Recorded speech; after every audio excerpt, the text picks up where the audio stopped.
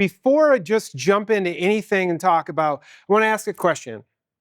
Is there something you thought about doing that you just haven't done yet? Right? So we're in this ministry world. We have ideas, and they're just literally ideas. They're sitting on a table. Our ministries are like, okay, I got an idea. And I was thinking a lot about this entire conference, what it makes sense, where do I fit into this conversation? And we think about now culture shift. Why do we have ideas? Why do we recognize things and then they just sit on the table? Right? So oftentimes, especially in the ministry world, we're like, I am called. Who in the room feels absolutely called by God to get in the game? Right? Some of us have clarity. I know exactly what God needs me to do right here, right now. And then sometimes we forget the next step, which is absolutely necessary, which is, all right, now go do something, right? When we're missing one of those three things, we look like this, right? We fall over, we stumble. I literally live, my mindset of life is, I'm a tripod. Triangles are my favorite shape on the planet. And all three legs have to go or things stop. Probably should back up and tell you my name is Matt Markey. I am the director of PivotPoint. I'll tell you what PivotPoint is in a minute. And umbrella some things. My boss, who is also my pastor, does a podcast. It's called Beyond the Breakwater, and he talks about in Beyond the Breakwater, culture shift in church. What is church and how do we shift the culture? And it, to me, is amazing because we could go back to this morning and we could say, what should I be doing? Wait a second, stop. What do we want to be? Right? Like, so I love that imagery. It's like, wait a second, what do we want? I mean, and I heard one question in the room when there was question and answer time. And the question was, what about we like it the old way? Right? And honestly, we like it the old way because culture shift is scary as all get out. And we'll stay there until we ask the question, what do we want to be? And I hope the reason why you're sitting in this room right now is you have a B. I want to serve people. And I can't remember exactly who I was talking to just a little bit ago, but it's the coffee shop, right? It is, people don't want to go to church. Man, for church people, that is like throwdown talk, right? Like, what do you mean you don't want to go to church? This is how we get God to you. Wait a second. Culture shift. Do we step out, and this is the Beyond the Breakwater thing, and then you could go to a podcast and look at it. Do we step outside of our harbor where we're safe and comfortable, we feel good, where we got God, maybe, and go where we want to be, which is to seek and save people where they're at, right? So Beyond the Breakwater, that's a thing. My ministry group is called Elevate Community Ministries, and we focus on entrepreneurial concepts to respond to community needs. I'm going to tell you that we have a grocery store. We have a healthcare clinic. We have an auto garage. These are ministries in our community where our desire is to seek and save the lost, show the love of Christ to people in a way that is sustainable. I'll talk a little bit more about that in a second. My role is another piece of that puzzle. It's called PivotPoint. We're a multi-layered community ministry that does a bunch of stuff. And of course, because it's mine, it's the best of the bunch. Okay, and it really isn't, because it isn't mine. It's God's, and I just am a steward of it. But what do we do? I'll just give you a quick. We are workforce development. We pay people to go to school who have barriers to employment. Sit here and you can think about 100 reasons why somebody would hire somebody. Pick the worst of the worst. Those are the people that I want. And I want to say, okay, how do we start addressing those barriers? But, oh, by the way, we got to pay for it. So how do we pay for it? That's where the layers of ministry come in. Is there a community need? Every community has a need. Okay? In my community, for PivotPoint, it started with mom is trying to decide, do I wash the clothes or do I put food on the table? So we have an appliance ministry where we make the unaffordable affordable by taking broken or old, or sometimes works just fine, needs to be cleaned, and sell it back to the community at reduced cost. Okay, that gets some people some paid opportunity, and we're starting to look at the entrepreneurial effect here, right? So we're getting paid to do some of this stuff, but not giant dollars, right? So that's a ministry in itself. We serve, United Way uses a term called ALICE, Asset Limited Income Constrained Employed, Working Poor, right? And we're just trying to make it a little bit easier for a working poor population to meet their needs. And because it works, we pay people to do it. And then we hopefully help to elevate those people to grow into something else. Okay, so then, oh, by the way, we also have a construction company. Why? Same thing. People can't get contractors to call them back. We know that the need for jobs and employment opportunity for people with barriers is bigger. And so we're like, okay, let's think about, could we do more? Okay, and I did tell you that I'll come back over here and anchor myself only because I have notes and I don't want to miss stuff. Okay, but I'm also going to tell you we didn't start exactly like this. And it's important we didn't start exactly like this because especially when we talk about, and I'm just going to say thank you to the early presentation, culture shift, changing our mindset, that we now need to say, all right, okay, I'm not ready to do that, but am I ready to do something? So I'm learning lessons as I go, and I'm hopefully just going to share some of those lessons with you. Please feel free to jump in with questions if you're like, oh, I don't see how that connects, or I want to know more. Maybe the know more time is afterwards. That's totally fine too. But what I want to say is that this is true for me. So everything I'm talking about is very recent. And I want to tell a story here. I want to say to you that we were in a small building. Our landlord sold the building, and the new landlord came in and introduced himself. Real nice guy. And he says, hey, how you doing? I'm the new landlord. I don't remember his name, to be honest with you. And he said, so we're going to work with you. Okay, what does that mean? We're going to give you till June to get out of here. Holy crap. Holy moly. If you want to hit the brakes hard, tell a ministry that is cash-strapped, operating on a razor-thin margin, that you have to now move and then, okay, what does that look like? Retail space in my community is minimum double what we were paying rent in the old space. We're already razor thin. We're already at the limit to can we make this happen? And oh, by the way, get out. Okay, so we are now here. We had a spot, retail space, appliances to sell, workshop to work in, spot to put other stuff. And oh, by the way, you can't afford it. Now, why are we talking about this? The reason why I believe that we're talking about this is because people in this room, you have some call. You have some clarity. But at the same time, you're also sitting here thinking, am I ready? Can I afford it? Think about ministries that we see all the time, right? The food giveaway.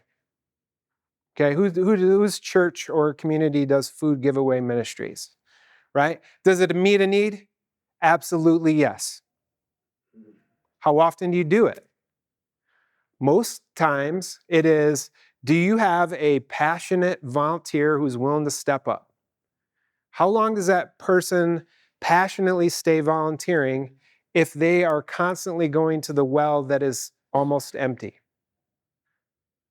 Right? I mean, that's the question that I'm asking is, if the well is always empty, what now are they spending time doing? Are they spending time getting food into hungry kids' bellies, their passion, or are they going out and trying to raise money? Now, if you're the person in the room whose passion is raising money, hey, I got a job for you.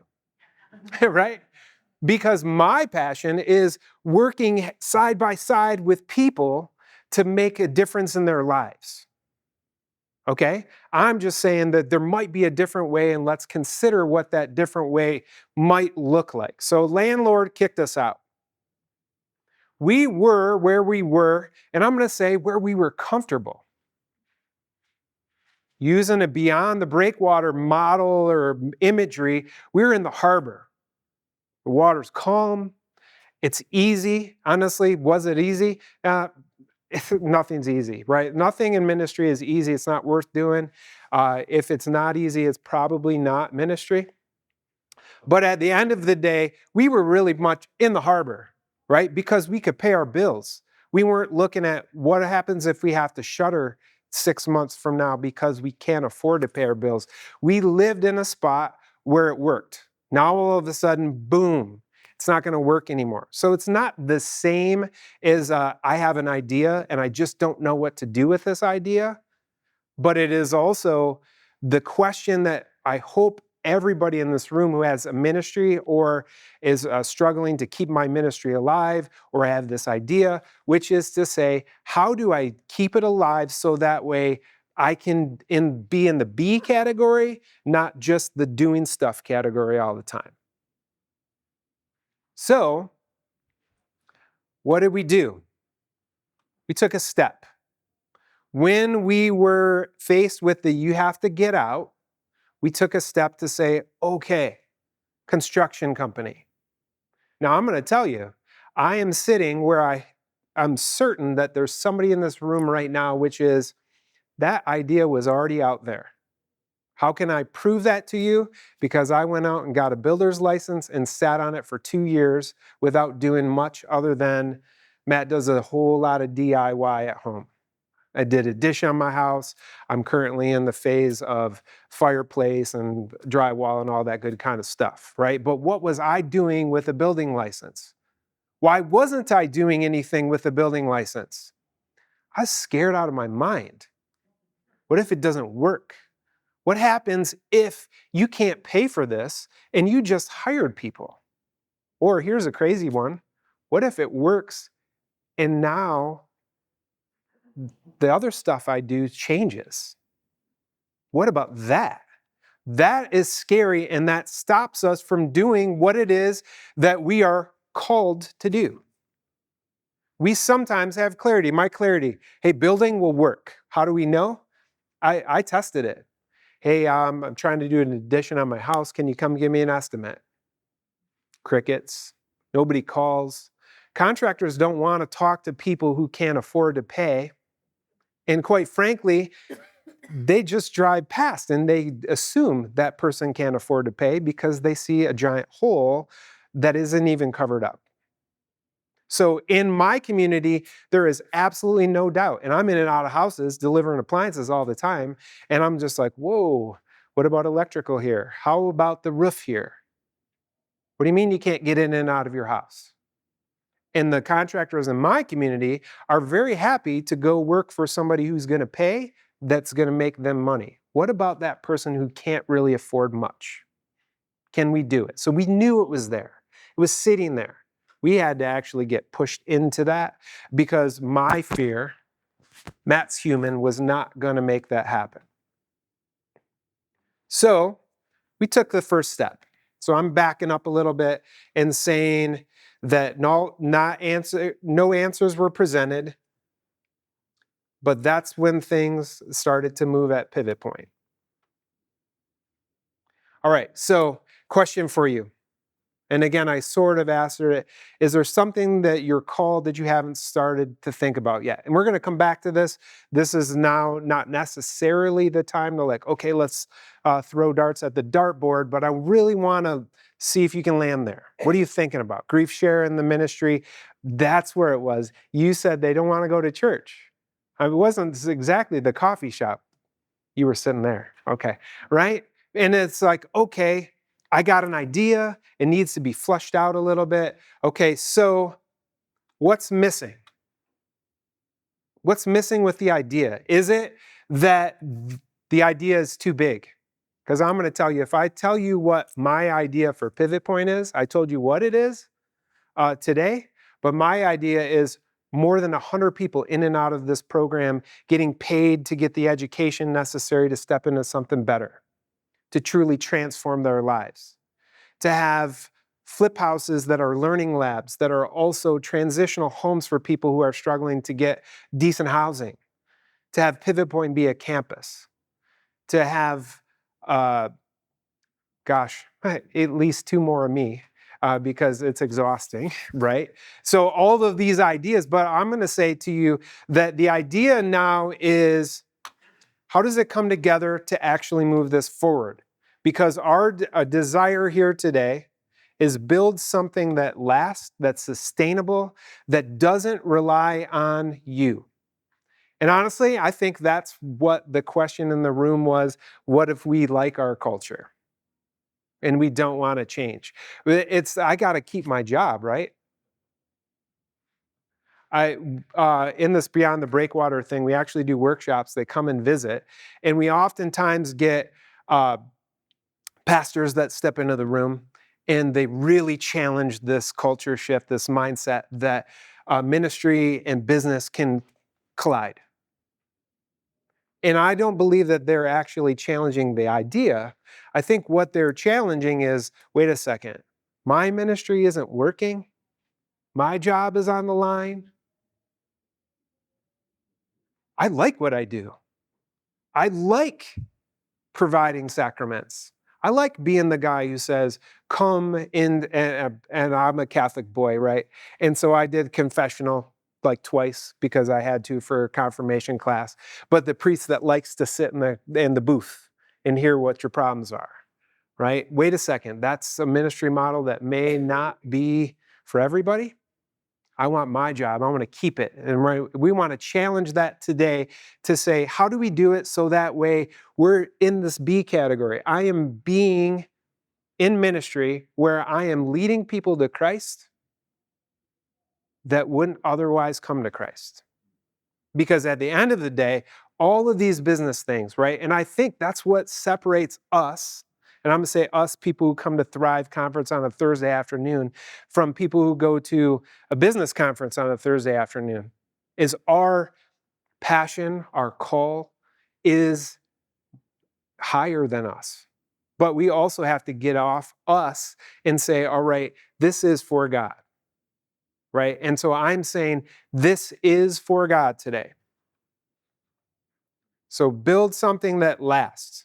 I'm also going to tell you that in my circumstance, the magic in this ministry is in the business. And I love this coffee shop. We actually do have a coffee shop in ours too. I think what it is, though, is that the business is ministry. And quite frankly, I'm sometimes sad when I go to church and I hear our pastoral leadership tell you all the great things they do, instead of saying, I want to celebrate Mary today. Mary's a nurse. Mary provides the love of Christ all day long, every day to the people she touches, because our ministry is everywhere. Now, some of us just are blessed enough to get paid to do it, but shouldn't we take Christ everywhere we go? And for some of us, we're like, okay, we just want to do more of it, right? Once you save the one starfish, you want to save the second, the third, the fourth, the fifth. How do we pay for it? Okay, I mean, sometimes donors come in with big giant checks. What happens when all that money's gone?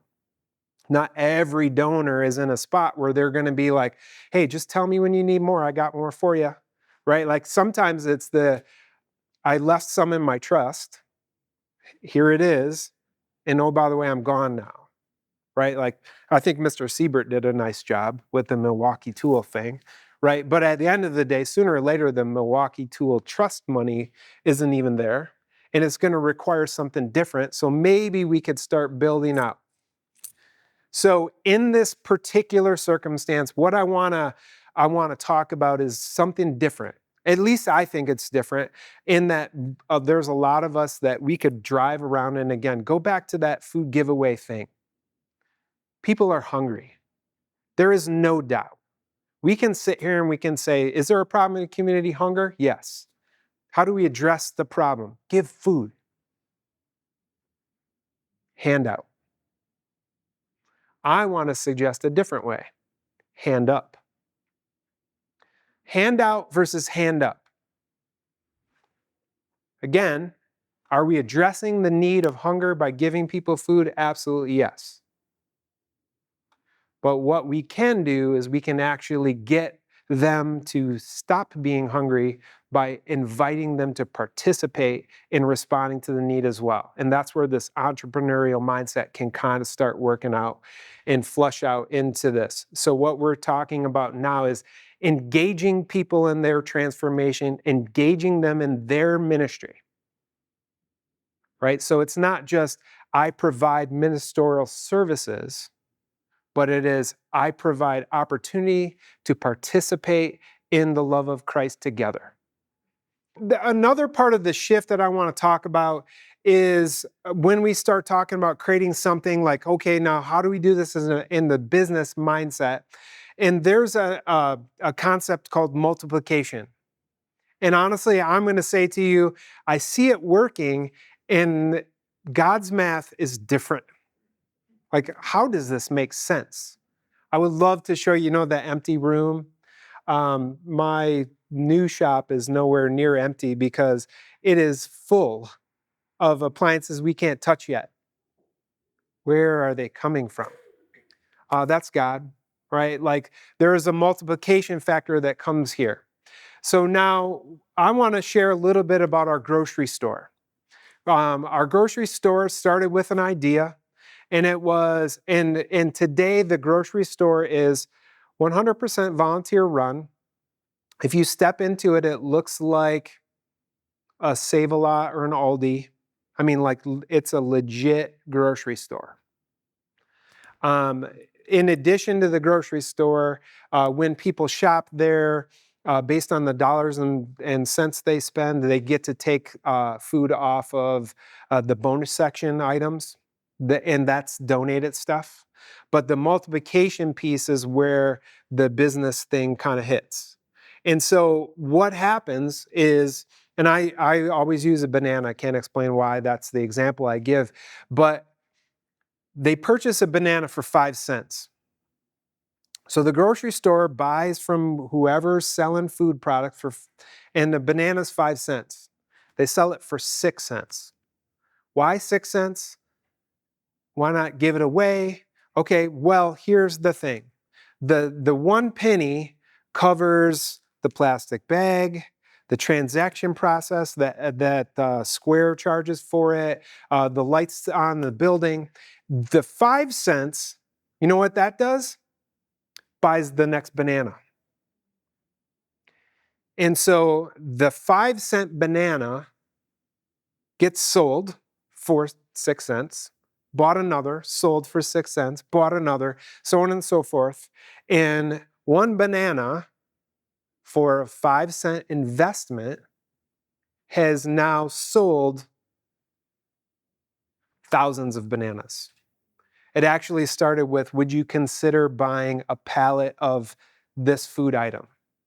1 pallet offered to a congregation at my church to say, would you consider buying 1 pallet of this food, has turned into a gift that has multiplied thousands of times over, where it literally was, we're selling it in the back of we donated you a space, a retail strip mall room, to we got to make this bigger, let's buy freezers, let's buy fridges. The room grew bigger. Hey, we need some other stuff. honestly started thinking about the dignity piece. And it's like, okay, just because you're struggling financially, is ice cream a no-go because that's an indulgence?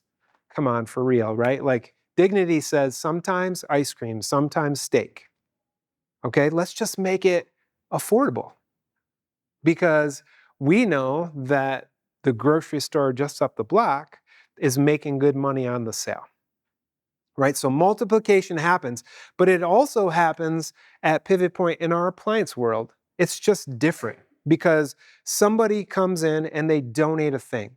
We're 100% donated used appliances. And that used appliance does stuff. It teaches somebody a skill, usually how to fail, sometimes problem solving. But then that thing now becomes something available to sell for somebody who's struggling, and then it comes back to us. And does it always come back in the form of a banana for a banana for a banana? No. Sometimes it comes back in the, I'm going to donate you my refrigerator now because but my dryer really still works. Or it turns into, can I volunteer here? Or in the case of our workforce development people, the multiplication piece is, I can't get a job because I am a former felon. And you're teaching me how to do something. And now I get to be a part of the process for Mary and for Marilyn and for Bob and for Kim. And now the healers are, the people that needed the healing are now actively participating in healing other people. This is like God power math multiplication on steroids when we do it well and with intentionality. So really, it's the same resource that just constantly keeps rolling over. So what happens for us in our appliance world, right? Like we build skills, confidence grows, people become teachers, people become volunteers. Honestly, just finished a construction project for a lady, and I was explaining to her what we do and why we do it, and she said to me, um, that's amazing. And I kind of like sometimes forget, like, okay, we're in people ministry, not get stuff done ministry. And it was a Friday afternoon and I was like, I gotta get going, I gotta get home. And I kind of moved past her. She grabbed my arm. She says, I gotta tell you something. Whoa, wait a second. And she says, after you told me what you do, I absolutely am just floored. And I really want you to know how amazing that is. She then tells me that her son is a former felon. He's doing great. She's had a lot of health issues, but can she volunteer at ours? Because she can do office work. Wouldn't you know that we've had a volunteer doing office work because of a disability at her workplace? She got called back. She's going back to work Monday. I need somebody to help now. That's God jumping in there. But also it is this person who is like, you came to my house. I never thought I could get the hole in my ceiling fixed. Can I participate? Hallelujah. Amen. Let's worship. Let's praise. Let's thank God for that. But that's multiplication. That's also how we start getting into sustainability. So not just help people, we want to build, right? Not just about the money, but what are we doing to continue without exhausting? Because the other piece of the puzzle is if we can't figure this out, and who are the like ministry work is my job people in the room right now? Like literally, like ministry work is my job, right? Like if ministry work is your job right now, um, are you currently getting paid what market value for your current job is? Are you tired? Are you sometimes exhausted? The answer is absolutely yes, right? Because we're asked to do more with less every day. Not that all Americans aren't asked to do more with less every day right now. It's just our world, but we get burnout, we get tired, and we have to find some solutions to figure out how to get there.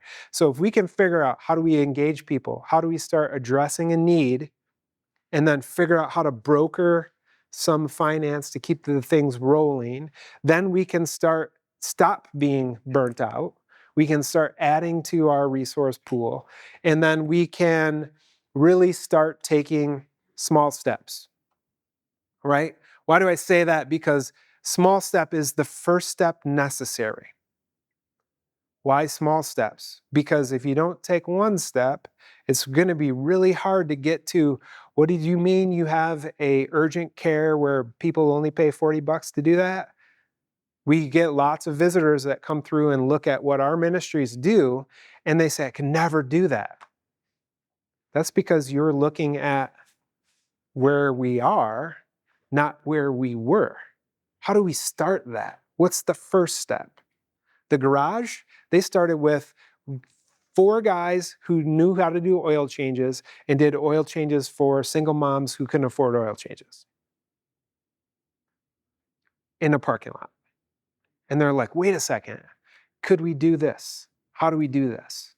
What else can we add to this that's small steps, not huge steps? Again, I could tell you what my dream for PivotPoint is, which is also a prayer.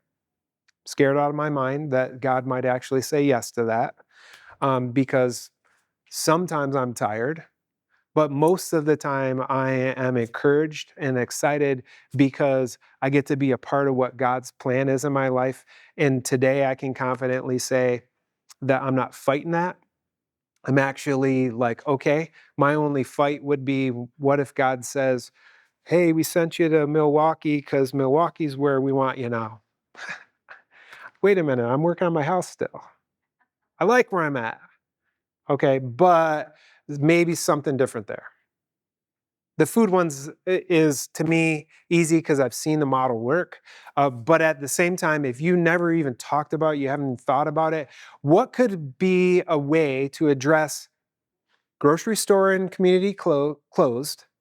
People don't have access to Costco because they don't have a car, right? They currently rely on public transportation that doesn't get them where the food is. How do you get it there? What might be one step that we in this room could explore to say, how do we address that need? First off, you got to know what the need is, right? Like, okay, I see a hungry kid. I'm not really sure what the real problem is here, right? So we now like laser focus, what's the real problem? But if the real problem is the grocery store, right? Like, here's the problem. People don't, in the food desert, they just can't get to it. There's food everywhere, right? But it's not where they're at.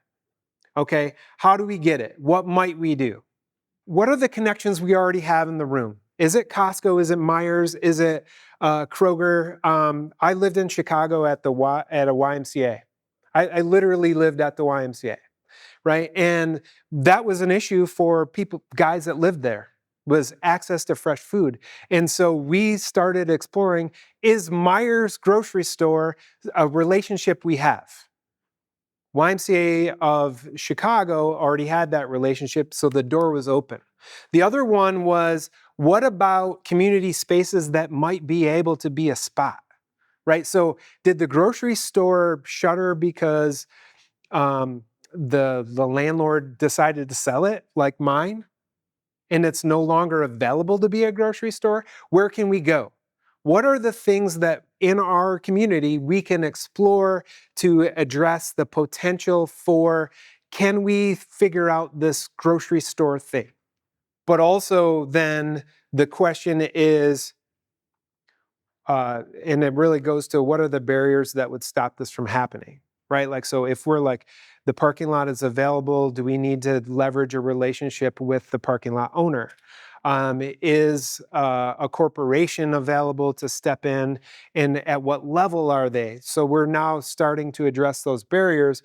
The next question is, who genuinely cares? Who genuinely cares? And if you're like, I genuinely care, okay, my answer is, of course I genuinely care, but there's only 24 hours in a day, and we got to get people to come along for the ride with us, right? Who is the person who's going to be passionately driving to help us get this? So if we start looking at like who genuinely cares, how can we address this? So now here's my challenge, or my, like, okay, let's throw this out there. So we have some ideas about how we might be able to start addressing needs. Our culture and what was the way we think, right? I'm framing, right? Like the way we think is give it to them. Because our ministry model that's very normal and comfortable for us is you got a problem? Here. You got a problem? Here. How can we flip it and say we have the same problem, but now let's think about all the reasons why we're talking about our role in the problem, which is funding doesn't last forever. Donors aren't just falling off trees. And those of us who volunteer doing this stuff are tired and won't volunteer forever. How do we flip in just one small step that starts to say, invite the people who are really struggling in the same food desert to participate? You want to address a food desert problem in your community? If you're the only one who does it, what happens if you go away? However, how do we teach them to fish in a food desert? Is there somebody in your community who currently doesn't have a job that could drive the van that your church owns to go get that food and bring it back? Get to the Costco, right? And then can we now employ that person? And how do we pay for that? 5 cents for a banana, right? The banana costs 5 cents, sell it for 5 cents, go buy another banana, right? Multiplication now jumps in there. Small steps. Because what'll slowly happen over the course of time is the man who now got the job who's driving the bus to go get the food to bring it back to the big parking lot that everybody can now get to is restored. And he decides, wait a second, you know what? I don't exactly love driving, but I now can afford a second van. And I know that my cousin needed a job too. And if we had 2 vans, we could buy more bananas. And then wait a second, now we need a refrigerated truck because now our community has paid for a refrigerated truck because we want not just bananas, but we want ice cream too. And then it starts to snowball when we start looking at it different. So again, thank you, Kurt, this morning for suggesting that culture change is something we have to consider. If we sit at our table and say, this is how we do ministry. We see a need, we respond to it by giving it away. Will the need go away? Probably not. To me, this is where God multiplies things, is that when we step out of we have to do it our way. When we are only willing to do it the way we've always done it, it'll stay that way. But if we start stepping into our communities and we start building relationships, which quite frankly is ministry, right? Show the love of Christ to somebody by joining them in their problem and saying, you know what, I genuinely care about your problem. But the truth of the matter is, if I am the only one who ever addresses your problem, the only thing that's going to happen is sooner or later, I'm going to be mad at you because your problem isn't going away. But if I say to you, you know what? And I have a guy, his name's Max, he's a young guy. And his need is he needs people. He needs something that's not work.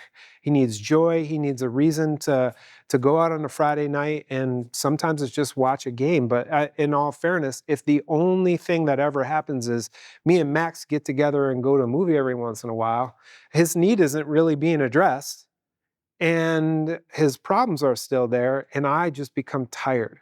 I become the chauffeur that gets him. So if we start looking at things different, re-anchor for just a minute. To thrive, something has to start, right? So the conference title, Thrive, is start something, okay? Define what matters. Today, start something with the general energy and effort that says, I want to grow something that works for itself, We want to shift to a transformational ministry that invites people along the way, not just a needs response give, but a hand up instead of the hand out. And I'm going to say to you, and again, this is where it's like, I got this business that I do, but it literally started with a ministry that ran out of money. The guy said, oh, by the way, we're closing the doors. So the 4 people that we have on our payroll on Monday are unemployed. And my boss at the time said, well, we'll take it and we'll bring them in. No idea how to do that. What does that mean? The only thing that he had that was different than somebody else is his dad taught him how to work on appliances because his dad was a Maytag guy.